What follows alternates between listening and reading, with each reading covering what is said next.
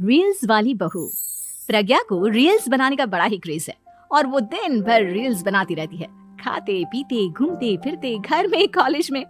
Reels बनाने के कारण प्रज्ञा पूरे कॉलेज में हाईलाइटेड है। जहाँ उसके रील्स सभी को पसंद आते हैं, वहीं मनीषा चिंता में डूबी रहती है। एक रोज जब खाते हुए प्रज्ञा रील्स बना रही होती है, तब मनीषा कहती है, 1 मिनट भी चैन नहीं है इस लड़की को। ये नहीं कि खाना तो आराम से खा ले, लेकिन नहीं, अरे थोड़ी देर रील्स नहीं बनाओगी तो आसमान नहीं टूट पड़ेगा। अरे मम्मी, इसी को तो कहते हैं डिटर्मिनेशन। तुम नहीं समझोगी ये सब। भगवान, इस लड़की को सद्बुद्धि दे। जब देखो तब टेढ़ा बाका मुंह बनाती रहती है। मनीषा की बात का प्रज्ञा पर जरा भी असर नहीं होता और वो खाते खाते रील्स बनाती रहती है। दिन बीतने लगते हैं और देखते देखते प्रज्ञा का कॉलेज भी खत्म हो जाता है। आए दिन कोई ना कोई मनीषा को प्रज्ञा की शादी करवाने का सुझाव दे जाता है। सब ठीक ही कहते हैं, प्रज्ञा की शादी कर देनी चाहिए। अपने घर के काम काज में व्यस्त हो जाएगी तो खुद ही ये रील्स और नाच गाना बंद हो जाएगा।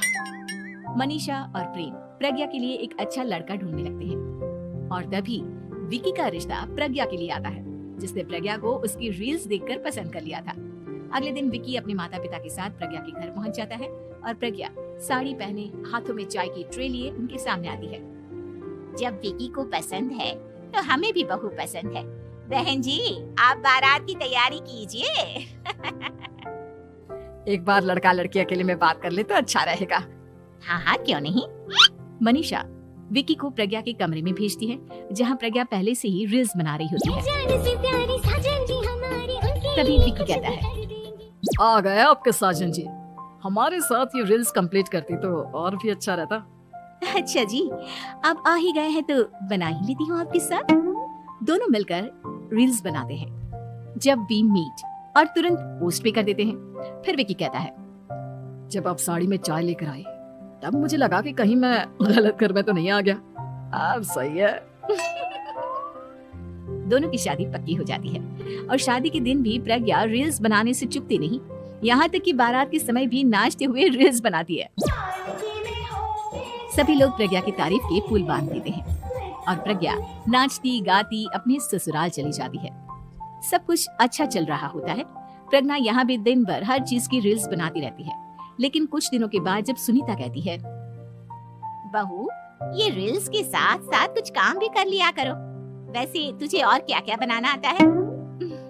मम्मी जी, वैसे तो सब कहते हैं कि मैं सब कुछ अच्छा बनाती हूँ, लेकिन मुझे लगता है कि मैं मैगी अच्छा बना लेती हूँ। हाँ, कॉफी भी अच्छा बना लेती हूँ और मुंह तो सबसे अच्छा बना लेती हूँ। हैं? अच्छा अच्छा। सुनीता अपना माथा पकड़ लेती है और कहती है, बहू, कुछ खाना बनाना भी सीख लेती। मम्मी जी, मैं लंबी प्लानिंग कर रही हूँ। जल्दी ही मैं इतनी फेमस हो जाऊंगी कि मुझे पैसे मिलने लगेंगे। हम दोनों सास बहू राज करेंगे, राज। नौकर काम करेंगे और लोगों की तो लाइन लगेगी हमसे मिलने के लिए। तेरा दिमाग खराब हो गया है क्या बहू? हंसी मजाक तक ठीक है, लेकिन इस तरह घर नहीं चलते। जितना जल्दी हो इस घर के तौर तरीकों को सीख लो। प्रज्ञा मुंह घुमाकर चली जाती है और तुरंत उसी वक्त एक रील बनाती है। ये देख सुनीता का गुस्सा 7वें आसमान पर चला जाता है और विक्की के घर आती ही सुनीता उसे सब कुछ बताती है। विक्की भी अब प्रज्ञा की इन हरकतों से परेशान हो जाता है। तुम टेंशन मत लो मम्मा, मैं देख लूंगा। विक्की कमरे में जाता है तो देखता है कि प्रज्ञा रील्स बना रही है। विक्की बड़े ही प्यार से प्रज्ञा से कहता है, प्रज्ञा, इन सब के लिए मैं तुम्हें मना नहीं कर रहा हूँ, लेकिन फिर भी हर वक्त तो ये अच्छा नहीं लगता ना। समझने की कोशिश करो, मुझे भी तुम्हारा थोड़ा वक्त चाहिए। मैं जब ऑफिस से आता हूँ तो मुझे समय देने की जगह इसी में लगी रहती है। तुम ज्यादा ही सोच रहे हो। तुम भी मेरे साथ रील्स बनाओ ना, तुम्हें भी बहुत अच्छा लगेगा। तुम्हें इज्जत से कोई बात समझ में नहीं आती क्या? दिमाग खराब हो गया है तुम्हारा इस चकाचौंध से। अगर तुमने अपना रवैया नहीं बदला तो मैं तुमसे दूर चला जाऊंगा। तुम ही रिश्ता लेकर आए थे, मुझे लड़कों की कमी नहीं थी और ना आज है। विक्की दरवाजा पटक कर चला जाता है। धीरे धीरे विक्की प्रज्ञा से दूर होता जाता है। एक रोज मनीषा प्रज्ञा के ससुराल उससे मिलने जाती है। तब सुनीता उससे कहती है, बहन जी, अब आई हैं तो कुछ दिन यहाँ रहकर जाइएगा। आप ही का घर है। हाँ मम्मी, बहुत दिन हो गए तुम्हारे साथ एक भी रील नहीं बनाई मैंने। प्रज्ञा तुरंत अपने फोन में रील्स ऑन कर लेती है। ये सब मुझसे नहीं होगा।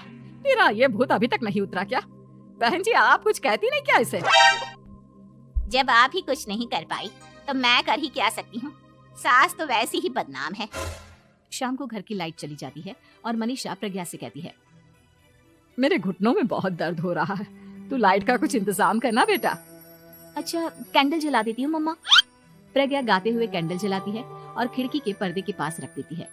मनीषा जिसे बहुत दर्द हो रहा है वो सो जाती है और प्रज्ञा हमेशा की तरह अपने रील्स में लग जाती है। उधर कैंडल की वजह से पर्दा आग पकड़ लेता है और मनीषा के कमरे में आग लग जाती है। बचाओ, कोई है, बचाओ। सभी भागते हैं और विकी कमरे की आग बुझाने में लग जाता है, लेकिन तब तक मनीषा आधी जल चुकी थी।